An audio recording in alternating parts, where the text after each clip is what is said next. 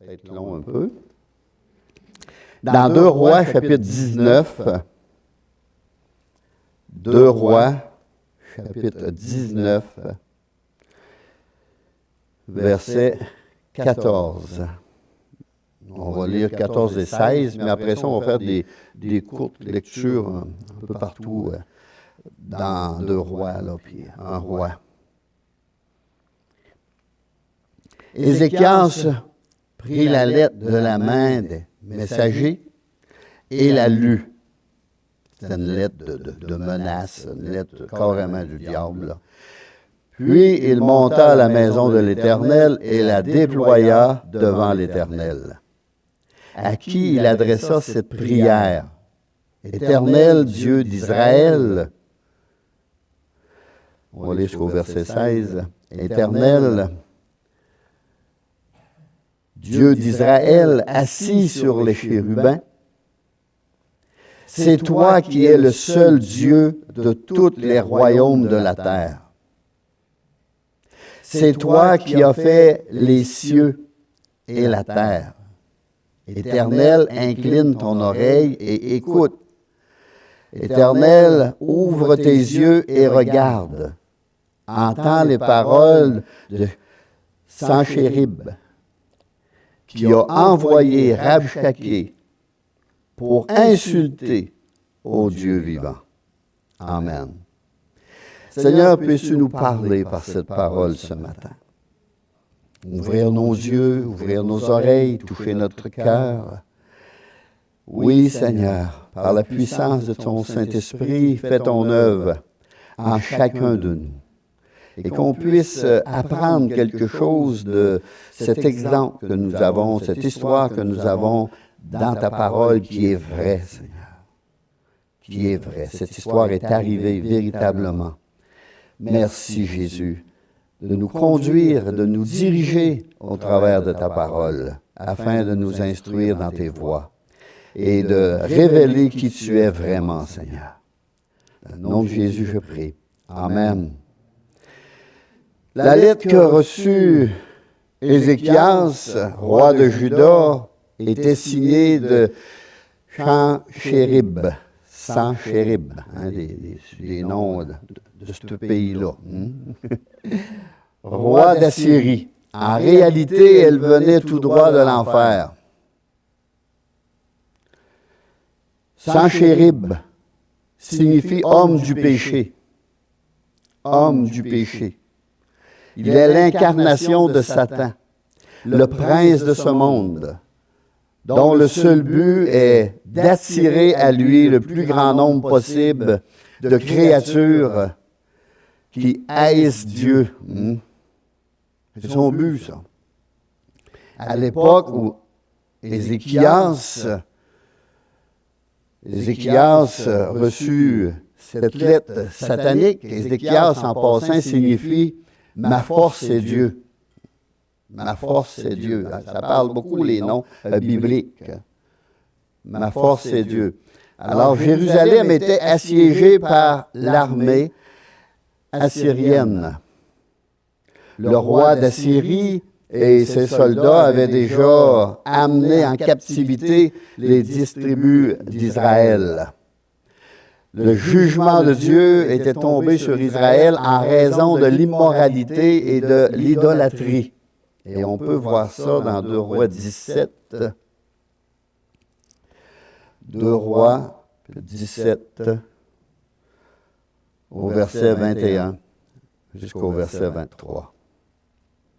Car Israël s'était détaché de la maison de David, et il avait fait roi Jéroboam, fils de Nébat, qui les avait détournés de l'Éternel. Il les avait détournés de l'Éternel et avait fait commettre à Israël un grand péché.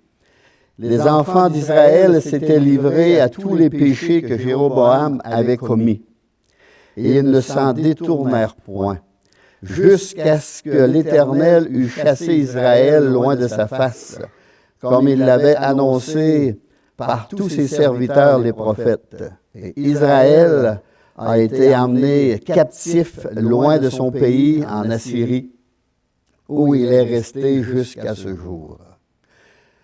Dans ce passage, Israël incarne les personnes qui se sont éloignées de la parole de Dieu.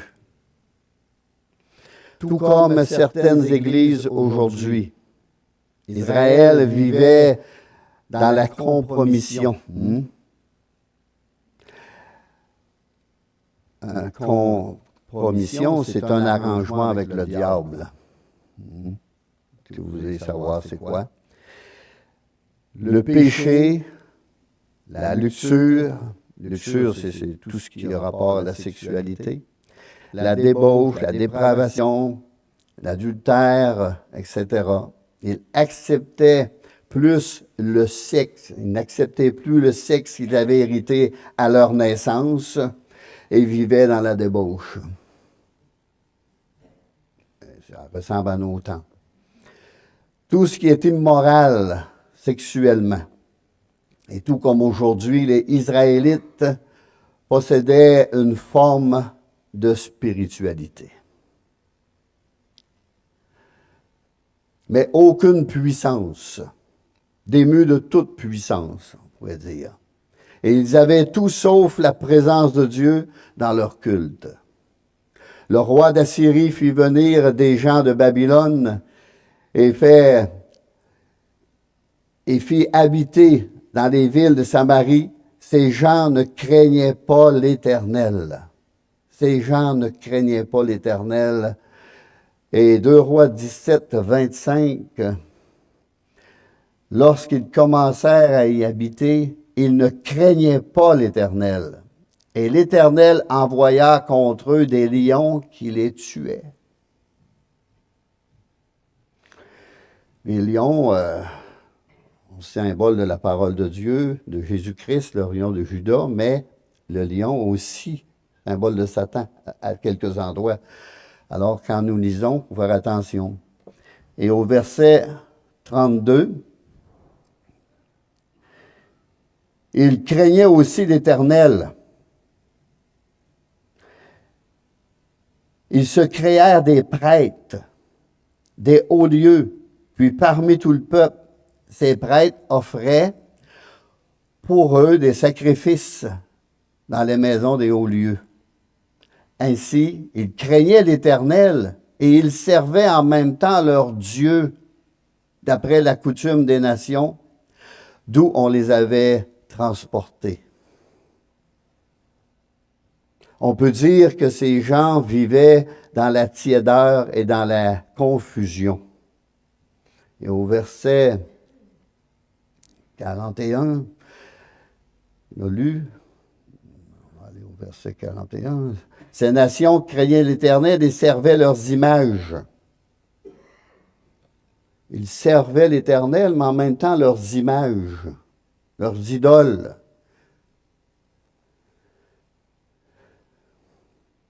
Ça ne va pas ensemble. Dieu et le monde ne vont pas ensemble. Dieu et les idoles ne vont pas ensemble. Ils craignaient l'Éternel et rendaient un culte à leur statut. Nul ne peut servir 2 maîtres, nous dit la parole de Dieu. Les attaques du diable sont aujourd'hui dirigées vers ceux qui ont du prix aux yeux du Seigneur Jésus-Christ et dont le cœur est fermement attaché à lui. En 2 Rois 18, verset 3, « Il fit ce qui est droit aux yeux de l'Éternel entièrement comme avait fait David, son père. » Ça, on parle d'Ézéchias. Il fit disparaître les hauts lieux, brisa les statues, abattit les idoles et mit en pièces le serpent d'airain que Moïse avait fait, car les enfants d'Israël avaient jusqu'alors brûlé des parfums devant lui. On l'appelait Nehushtan. Il mit sa confiance en l'Éternel, le Dieu d'Israël, et parmi tous les rois de Juda, ils vinrent auprès de lui, où ils le précédèrent. Il n'y en avait point de semblable à lui. On va lire jusqu'au verset 7. Il fut attaché à l'Éternel. J'aime ce mot, attaché à l'Éternel. Est-ce qu'on est attaché à lui? Tu sais, quand on est attaché avec quelqu'un, on ne peut pas prendre une corde puis attacher deux personnes ensemble, on ne peut plus se séparer, là. Alors il était attaché à l'Éternel et ne se détourna point de lui, et il observait les commandements que l'Éternel avait prescrits à Moïse. Et l'Éternel fut avec Ézéchias, qui réussit dans toutes ses entreprises. Il se révolta contre le roi d'Assyrie, et il ne fut plus assujetti. Voilà pourquoi le roi d'Assyrie, Sanchérib, homme du péché, voulait tant anéantir Ézéchias. Ma force, c'est Dieu. Ézéchias est la cible de Satan en raison de son alliance avec Dieu. Et cela constitue une terrible menace pour le royaume des ténèbres. Et c'est la même chose pour les vrais chrétiens d'aujourd'hui. Si on va dans 1 Pierre 5, un passage qu'on connaît tous par cœur à peu près, verset 8, « Soyez sobres, veillez, votre adversaire le diable rôde comme un lion rugissant, cherchant qui il dévorera ou détruira ou anéantira. Résistez-lui avec une foi ferme, sachant que les mêmes souffrances sont imposées à vos frères dans le monde. » Résistez-lui. Résistez-lui avec une foi ferme. Je répète souvent, je le dis souvent, je le dis encore ce matin, le but de Satan est de détruire votre foi. Détruire votre foi. Le roi d'Assyrie avait une main prise sur le pays de Juda, et c'est une forme d'esclavage. Il fallait qu'il donne beaucoup, beaucoup d'argent. Et de cette façon, l'homme du péché avait déjà une place à Sion.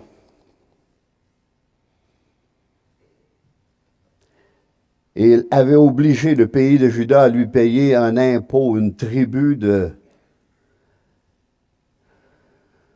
300 talents d'argent et 30 d'or chaque année.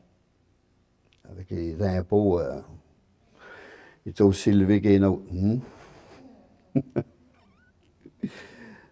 Dans 2 Rois 18, verset 13,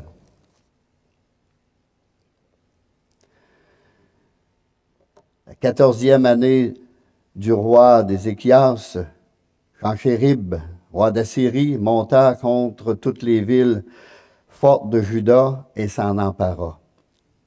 Ézéchias, roi de Juda, envoya dire au roi d'Assyrie, à Lachis, « J'ai commis une faute. Éloigne-toi de moi. Ce que tu m'imposeras, je le supporterai. » Et le roi d'Assyrie imposa à Ézéchias, roi de Juda, 300 talents d'argent et 30 talents d'or. Et au verset 15, Ézéchias donna tout l'argent qui se trouva dans la maison de l'Éternel. Ça ressemble aux lettres qu'on reçoit du gouvernement ces années-ci, là, qui va se décider en mois de novembre. Et dans les trésors de la maison du roi.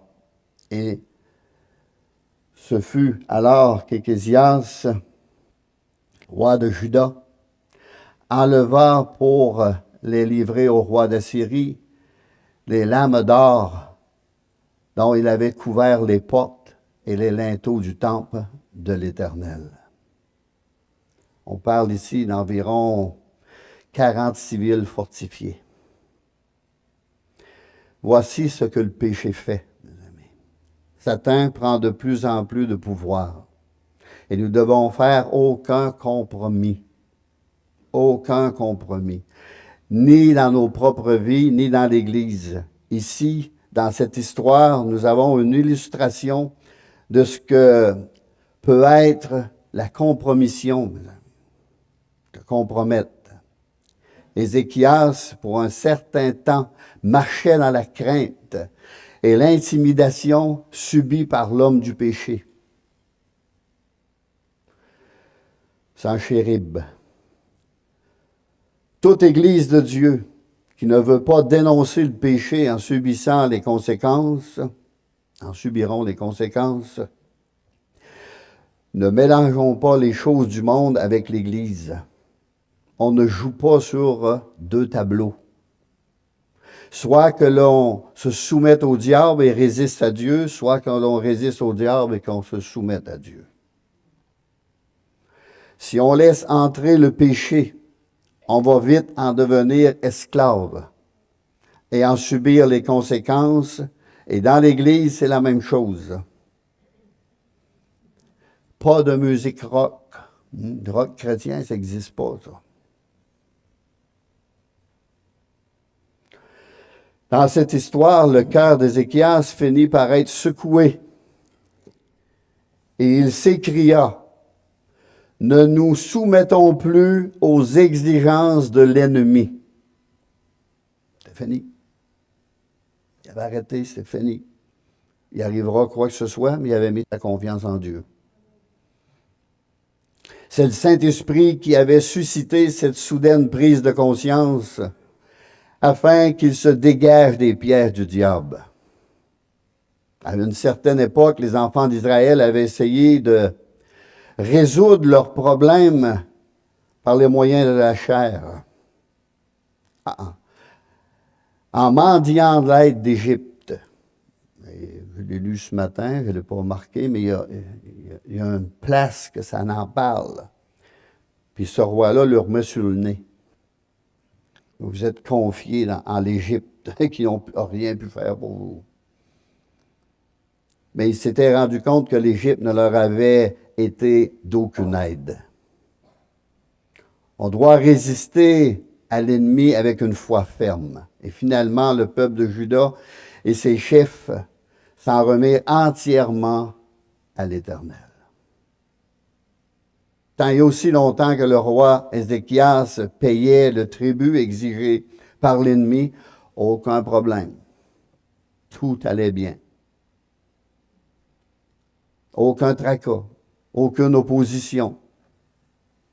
Mais le jour qu'il a dit c'est assez, fini la compromission, fini de dépendre des plaisirs du monde et de l'esclavage, fini d'obéir à l'ennemi, c'est alors qu'il reçoit une lettre du diable.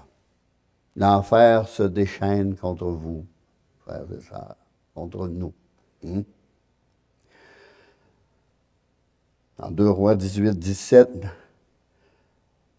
le roi d'Assyrie envoya une puissante armée contre Ézéchias. Et cette armée est constituée de ceux qui semblent détenir la puissance, la beauté, et à qui tout réussit, ou semble réussir. Quand vous les apercevez, vous avez l'impression d'être en cage comme un prisonnier face à cette puissante armée-là, cette grande armée-là. Ce Rabchaké était ambassadeur du roi Sanchérib, homme du péché. Je le répète parce qu'il faut l'apprendre. Rabchaké signifie messager ivre.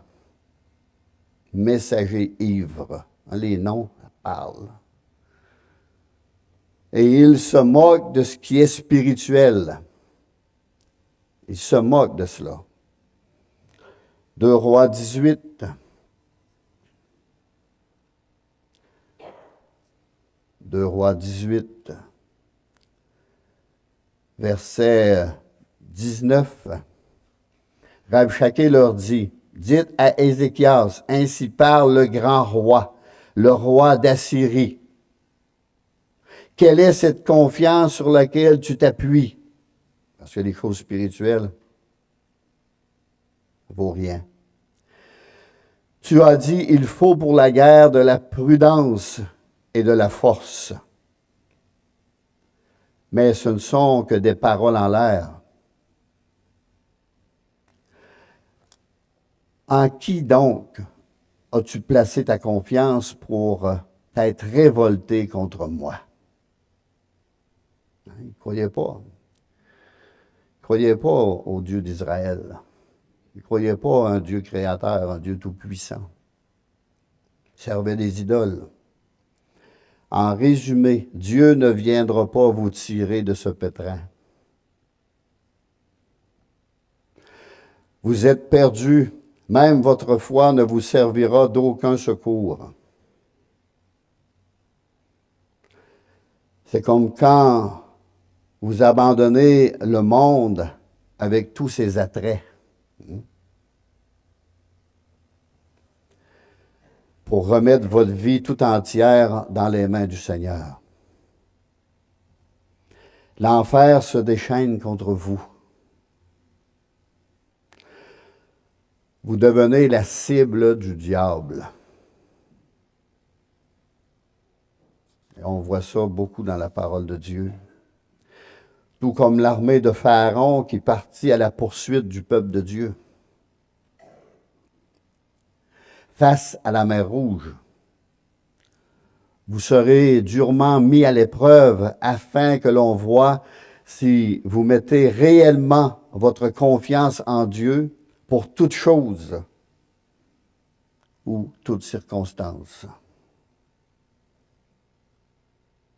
Quel que soit l'endroit où se portent vos regards, l'ennemi se tiendra devant vous en essayant de vous décourager, de vous faire perdre votre foi.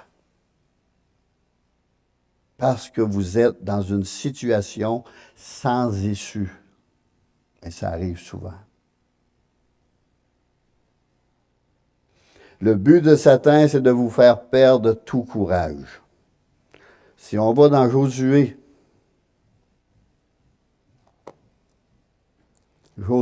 au chapitre 1er, verset 5, Josué avait reçu une promesse. Nul ne tiendra devant toi tant que tu vivras. Je serai avec toi comme j'ai été avec Moïse. Je ne te délaisserai point, je ne t'abandonnerai point. Fortifie-toi. On se fortifie en lisant la parole et en priant, mes amis. Fortifie-toi et prends courage, parce que la foi vient de ce qu'on entend, ce qu'on entend vient de la parole de Dieu. Car c'est toi qui mettras ce peuple en possession du pays que j'ai juré à leur père de leur donner. Fortifie-toi seulement et aie bon courage. Quand on lit la parole de Dieu, on étudie la parole de Dieu, on y croit fermement, le courage augmente. En agissant fidèlement selon toute la loi que Moïse, mon serviteur, t'a prescrite. Ne t'en détourne ni à droite ni à gauche, afin de réussir dans tout ce que tu entreprendras. Que ce livre de la loi ne s'éloigne point de ta bouche. Médite-le jour et nuit pour agir fidèlement selon tout ce qui y est écrit. Car c'est alors que tu auras du succès dans tes entreprises, c'est alors que tu réussiras. Ne t'ai-je pas donné cet ordre? Fortifie-toi et prends courage. Ne t'effraie point, ne t'épouvante point. Épouvanté, là, tu vis plus, tu respires plus, tu es paralysé. Car l'Éternel, ton Dieu, est avec toi dans tout ce que tu entreprendras. Quelle merveilleuse promesse. Cette même promesse s'adresse à tous les chrétiens qui connaissent des luttes dans la foi. Pensez à Abraham avec le fils de la promesse. Dieu doit demander de l'offrir. Pensez à Joseph, au fond du puits jusqu'au sommet de la gloire. Mais il était au fond du puits avant. Josué, avec les murs de Jéricho, ce fut une grande victoire. Gédéon a remporté la victoire avec 300 hommes de foi contre une armée immense. David et Goliath. Pensez au complot d'Absalom. La Bible est remplie de grandes victoires sur l'homme du péché. Pensez aussi aux 3 hommes dans la fournaise. Un 4e était avec eux. Un 4e était avec eux. Je peux tout par celui qui me fortifie. Tout affronter, tout obstacle, toute épreuve, toute circonstance, parce que Christ me fortifie et en lui nous sommes plus que vainqueurs. Croyons-y fermement, mes amis. Restons attachés aux promesses de la parole de Dieu. Laissez-vous guider par le Saint-Esprit et non par les désirs de la chair. Le but du diable, c'est de vous effrayer, de vous faire peur quand tout semble sans espoir. Il se moque, il se rit de vous par son messager ivre, Rabshakeh. Souvenez-vous que ce ne sont comme des paroles d'ivrogne. Ça ne veut rien dire. Ces paroles d'attaque, on rejette cela dans le nom de Jésus-Christ. N'ajoutez pas foi à ces mensonges. N'ajoutez pas foi à ces mensonges. Ne faites pas de marché avec le diable d'aucune façon. D'aucune façon. Allons lire 2 Rois 18.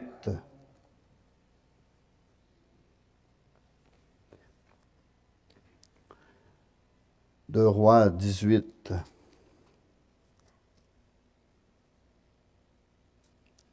Au verset 25. D'ailleurs, est-ce sans la volonté de l'Éternel que je suis monté contre ce lieu pour le détruire? L'Éternel m'a dit. C'est Satan qui parle, là. L'Éternel m'a dit, monte contre ce pays et détruis-le. L'ennemi vous présente Dieu comme étant à l'origine de vos problèmes. L'Éternel m'a dit, monte contre ce pays et détruis-le. Satan va même essayer de vous convaincre que Dieu est en train de se venger de vous, qu'il est en colère contre vous. C'est là son plus grand mensonge. Il voudrait vous faire croire que Dieu vous a abandonné et vous a fait tomber dans la détresse, dans le trouble et l'angoisse, en disant, Dieu est la source de tes problèmes. C'est faux. C'est faux. C'est faux. On a chanté le sang de Christ. Il veut vous amener à penser que le Seigneur vous punit pour vos péchés passés et que vos problèmes actuels en sont la conséquence. Ne le croyez surtout pas. Croyons la parole de Dieu. Attachons-nous à la parole de Dieu. Satan, ce qu'il veut, c'est vous détruire. Il n'y a aucun amour dans Satan. Aucun amour. Aucun bien. C'est du mal, et du mal, et du mal. Et il veut vous détruire. Dans Jean 10, 10, le voleur, le menteur, ne vient que pour dérober, égorger et détruire. Mais c'est Jésus qui nous a expliqué c'était qui Satan. Il nous montre son but, ce qu'il veut faire. Moi, je suis venu afin que les brebis aient la vie et qu'elles soient dans l'abondance. Ça, c'est la parole de Dieu.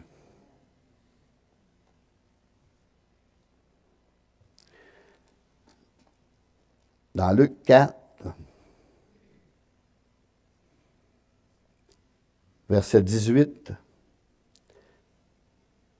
il nous parle de Jésus-Christ. « L'Esprit du Seigneur est sur moi parce qu'il m'a oint pour annoncer une bonne nouvelle aux pauvres.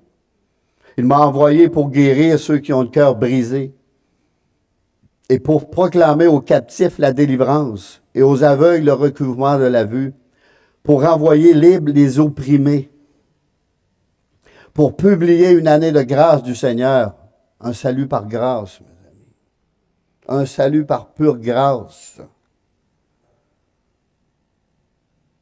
Un autre attaque qu'utilise Satan, on va retourner dans 2 Rois 18.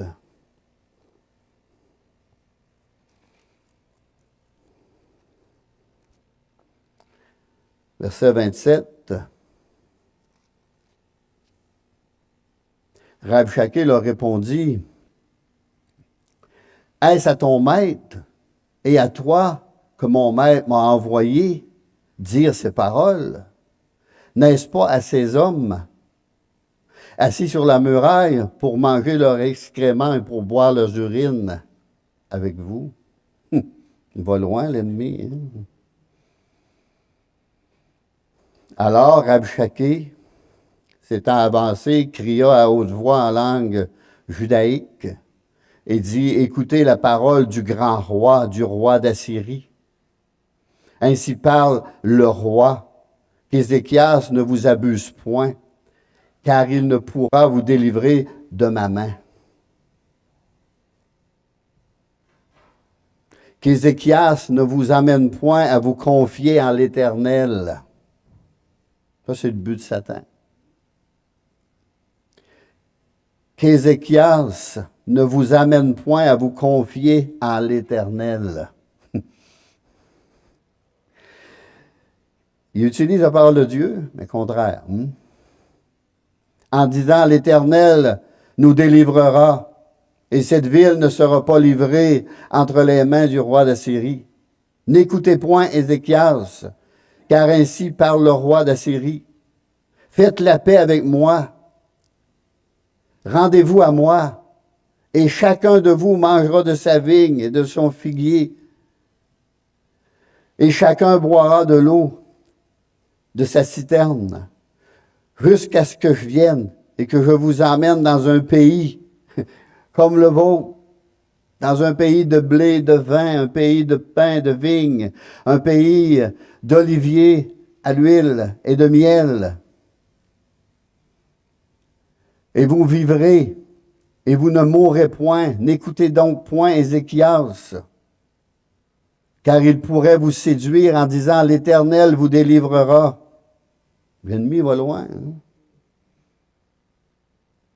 Les dieux des nations ont-ils délivré chacun son pays de la main du roi d'Assyrie? Où sont les dieux de Hamath et d'Épar, d'Arpad? Où sont les dieux de Sepharvaïm, d'Éna et d'Iva? Ont-ils délivré Samarie de ma main? Parmi tous les dieux de ce pays, quels sont ceux qui ont délivré leur pays de la main pour que l'Éternel délivre Jérusalem de ma main? Le peuple se tut et ne lui répondit pas un mot, car le roi avait donné cet ordre. Vous ne lui répondrez pas. On ne discute pas avec Satan, on ne parle pas avec Satan. Satan veut les persuader qu'il est plus fort que Dieu. Et nul ne peut échapper à son pouvoir.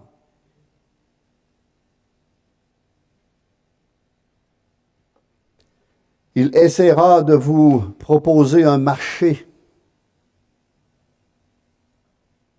Verset 31.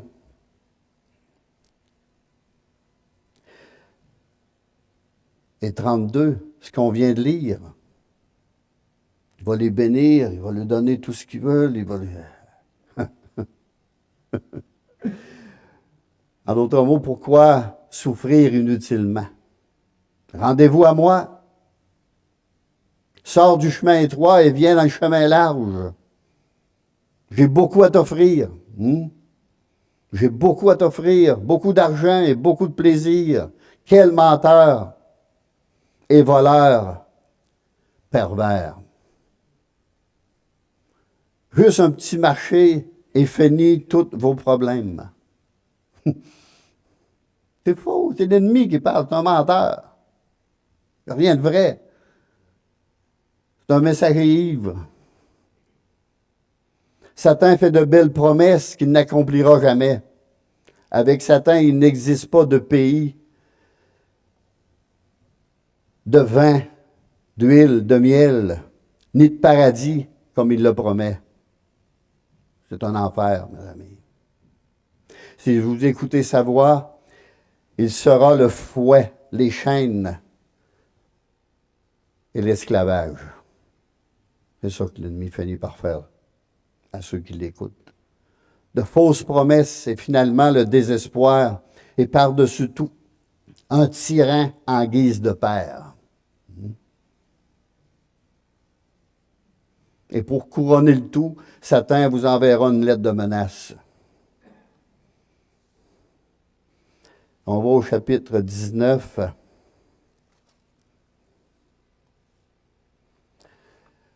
Au verset 14. Ézéchias prit la lettre de la main des messagers et la lut. Puis, il monta à la maison de l'Éternel et la déploya devant l'Éternel. C'est ce qu'il a fait.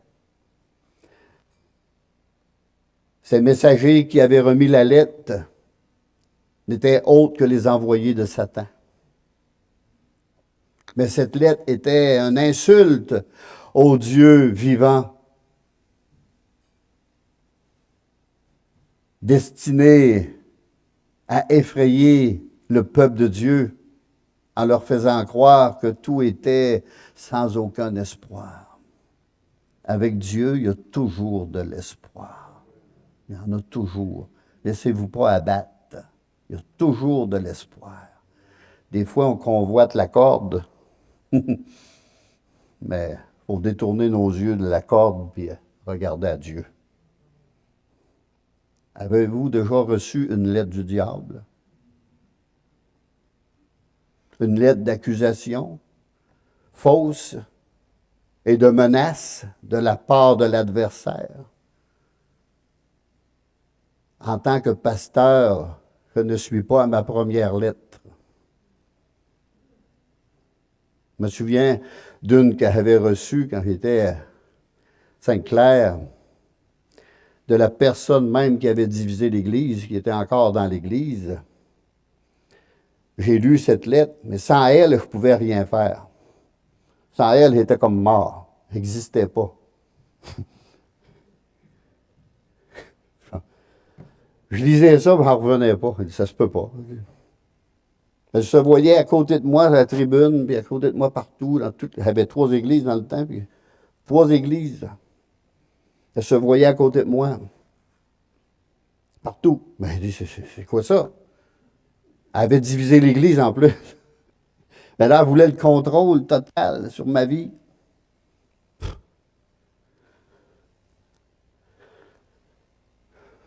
Elle n'a fait aucun cas de cela. Aucun cas. Elle est décédée dans la cinquantaine, au début de 50. Quelques années plus tard. Je ne suis pas à ma première lettre, comme je dis.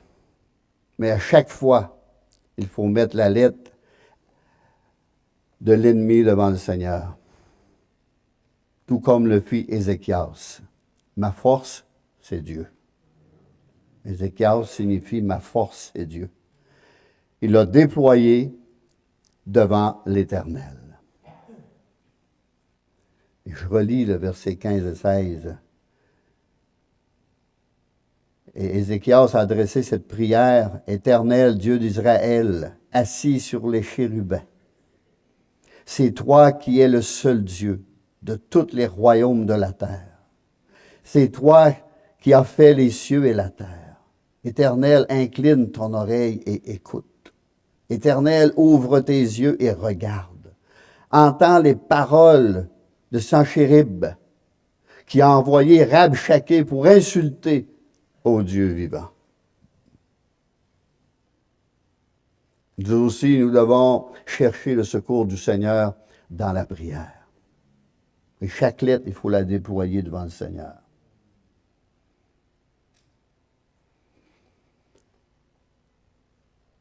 On reçoit toutes sortes de lettres par la poste, mes amis. Ce n'est pas tout le temps des belles lettres.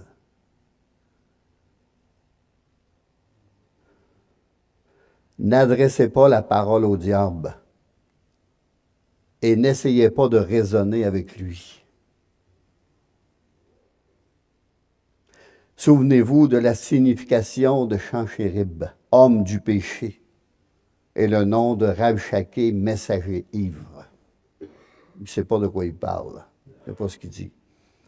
Restez en paix face à ce message moqueur ou à ce messager moqueur. Le peuple de Dieu nous montre l'exemple que l'on doit suivre.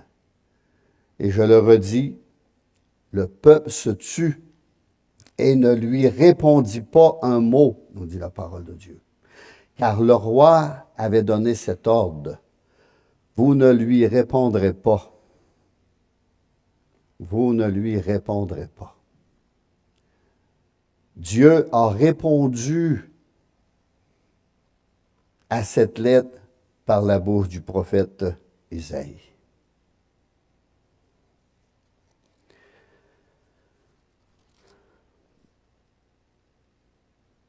« 18:36, le peuple se tut et ne lui répondit pas un mot. » Maintenant, on va aller dans 2 Rois 19.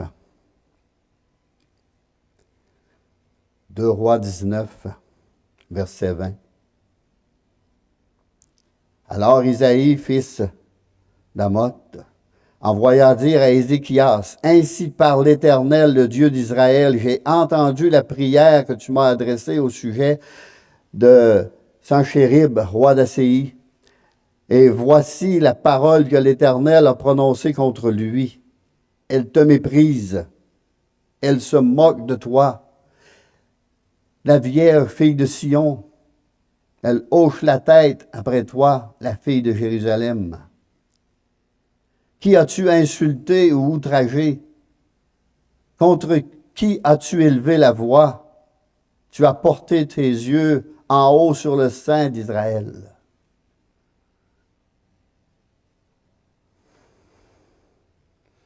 Le Seigneur se sent personnellement concerné par cette lettre. En d'autres mots, Satan, ce n'est pas à mon enfant que tu as envoyé cette lettre, c'est à moi. C'est à moi. Qui as-tu insulté et méprisé? Contre qui as-tu élevé la voix? Tu as porté les yeux en haut sur le sein d'Israël, car quiconque touche à l'un de mes serviteurs atteint Dieu dans ce qu'il a de plus cher. Dieu protège ses bien-aimés et le diable ne peut lui faire aucun mal. 2 Rois 19, 32. C'est pourquoi ainsi parle l'Éternel sur le roi d'Assyrie. Il n'entrera point dans cette ville, il n'y lancera point de trait, il ne lui présentera point de bouclier, et il n'élèvera point de retranchement contre elle. Elle s'en retournera par le chemin par lequel il est venu, et il n'entrera point dans cette ville, dit l'Éternel. Je protégerai cette ville pour la sauver, à cause de moi et à cause de David, mon serviteur. Ce même soir, Dieu montra à Ézéchias, ma force, c'est Dieu, qu'il suffit d'un seul ange pour anéantir toute une armée, mes amis.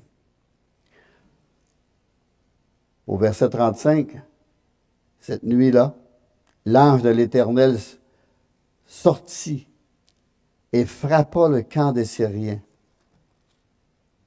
185 000 hommes. Et quand on se leva le matin, voici, c'étaient tous des corps morts. Alors, Sanchérib, roi de la Syrie, leva son camp, partit et s'en retourna. Il resta à Nénive. Puis un de ses fils l'a tué finalement. Pour dire, ça s'est reviré contre lui. Dans le psaume 34, verset 8, nous lisons « L'ange de l'Éternel campe autour de ceux qui le craignent. Il les arrache au danger. » Que ce verset pénètre profondément votre cœur ce matin. Vous n'avez rien à craindre. Vous n'avez rien à craindre, car le Seigneur est là pour vous défendre et vous délivrer. À la maison, vous lirez le psaume 46 en entier. Mais pour le moment, on va lire le verset 1. Dieu est pour nous un refuge et un appui, un secours qui ne manque jamais, jamais dans la détresse. Au verset 11, arrêtez et sachez ou reconnaissez que je suis Dieu. Je domine sur les nations, je domine sur la terre. Verset 12, l'Éternel des armées est avec nous. Le Dieu de Jacob est une haute retraite. Toujours se confier en l'Éternel. Toujours s'appuyer sur l'Éternel. Ne pas croire Satan, mes amis. Il envoie toutes sortes de lettres, toutes sortes de choses, toutes sortes de choses impossibles. C'est un menteur, un tricheur, un voleur. N'ajoutons pas foi à ce messager ivre. Ce fils du diable. Prions. Précieux Jésus, tu nous as parlé ce matin au travers de cet exemple de ta parole, Seigneur. Que tu protèges ton Église, Seigneur. Tu protèges chacun de tes enfants éternels. Ta main sur lui. Ta main sur elle. Ô précieux Jésus, en toi nous nous confions. Sur toi nous nous appuyons.